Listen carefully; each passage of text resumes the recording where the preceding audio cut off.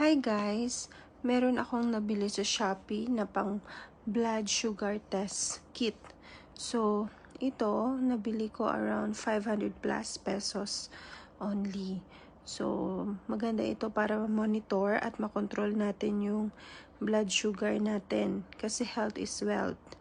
So, meron siyang strip. I-insert natin ito sa device na yan. Meron din siyang needle at yung device na pang prick sa ating finger. Yan yung needle.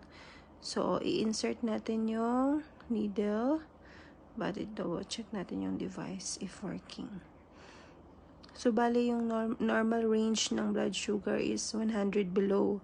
Pero kasi hindi ako nag-fasting, kaya mataas yung aking sugar, mga 114. Later, makikita nyo. So, dapat naka-fasting kayo ng 8 hours. So, i-prick nyo siya sa may gilid ng finger para mas accurate. Yung first blood, punasan. Yung second, yung blood, ang kukunan kasi para yun talaga yung mas exact. So, yan ang result. Bye!